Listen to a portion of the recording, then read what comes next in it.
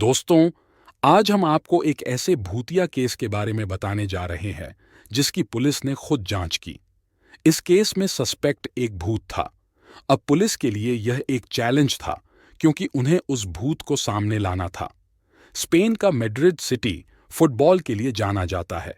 इसी शहर में एक ऐसा अजीबोगरीब केस लोगों ने देखा जो आज भी रोंगटे खड़े कर देता है।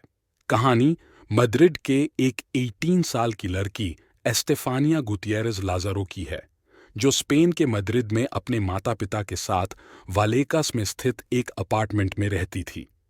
एस्टेफानिया की जिंदगी में 18 साल के पहले तक सब कुछ ठीक था, लेकिन कॉलेज जाने के बाद अचानक उसके बर्ताव में बदलाव आने लगा। वह अपने भाई को देखकर गुर्राने लगती थी, तो कभी सांप के जैसे हिस हिस की आवाजें निकालने लगती थीं। दीवारों को नाखून से नोचने लगती थी। उसकी इस हरकतों से घर वाले परेशान रहने लगे। माँ बाप को एक दिन पता चला कि एस्टेफानिया तंत्र मंत्र और काला जादू की किताबें पढ़ती है। यह सारा मामला 1990 का था। अगस्त 1991 में एस्टेफानिया की हालत और भी ज्यादा खराब होती गई और तभी उसे मैड्रिड के एक सरकारी अस्पताल में ले गए और 3 हफ्ते तक इलाज चलने के बाद भी डॉक्टरों को कोई बीमारी दिखाई नहीं थी।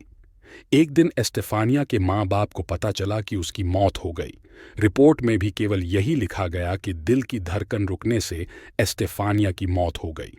एस्टेफानिया की मौत के 1 हफ्ते बाद उसके घरवालों ने एक अजीब चीज गौर की। जब उन्होंने एस्टेफानिया का कमरा खोला तो देखा कि चादर जमीन पर पड़ी है, चीजें इधर उधर बिखरी पड़ी हैं। उन्हें यह चीज थोड़ी अजीब तो लगी, मगर वापस उन्होंने सब ठीक कर दिया।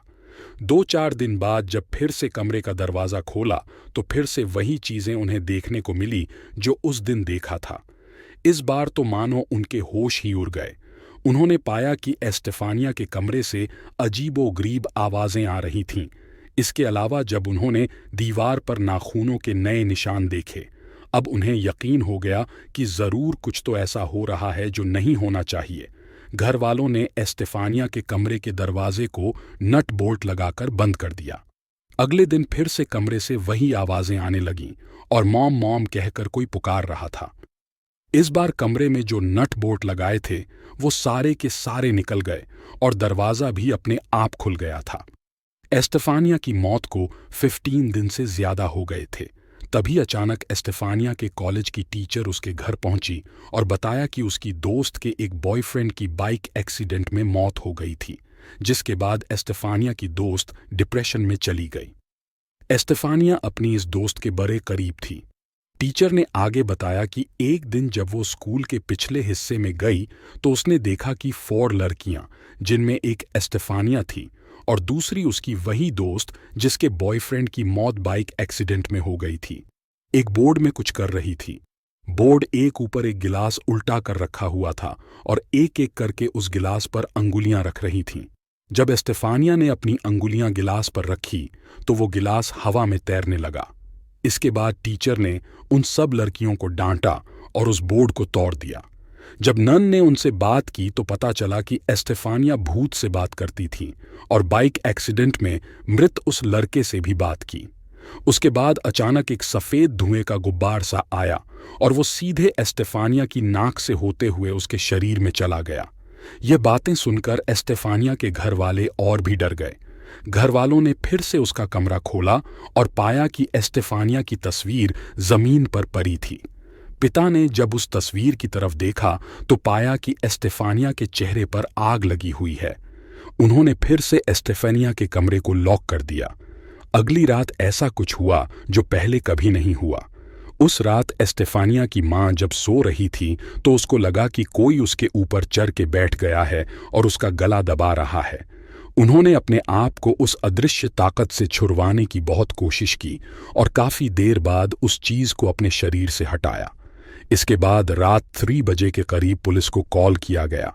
इस दौरान पुलिस के चीफ जोस पेड्रो के साथ 4 और सहयोगी पुलिस अफसर मौजूद थे। पुलिस अफसरों को भी ठंडी हवाएं और अजीब आवाजें सुनाई दी।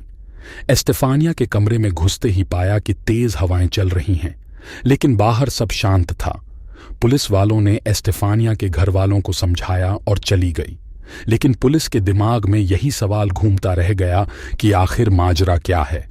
अगले दिन फिर पुलिस उनके घर पहुंची तो पिता ने बताया कि वो अपने छोटे बेटे को राइट साइड वाले बेड पर सुलाते हैं तो वो हवा में उछलकर लेफ्ट साइड वाली बेड पर चला जाता है। जब पुलिस एस्टेफानिया के कमरे में पहुंची तो देखा कि जीसस की फोटो उलटी पड़ी है। यह सारी बातें पुलिस की रिपोर्ट में दर्ज है। यह खबरें मीडिया में आई, पुलिस ने इंटरव्यू भी दिया। करीब 1 महीने तक इन्वेस्टिगेशन के बाद पुलिस को जब कुछ नहीं मिला तो पुलिस ने उन्हें घर छोड़ने का मशवरा दिया और उन्होंने उस घर को खाली कर दिया। घर बदलते ही यह सारी पैरानॉर्मल एक्टिविटीज एंड हो गईं। इस घटना पर एक फिल्म भी बनी जिसका नाम वेरोनिका है। तो आज हमने द वैलिकस केस के रहस्य के बारे में जाना। अगर आपको वीडियो पसंद आया तो हमारे चैनल थ्योरी ब्रेकर को like, comment, share and subscribe करें।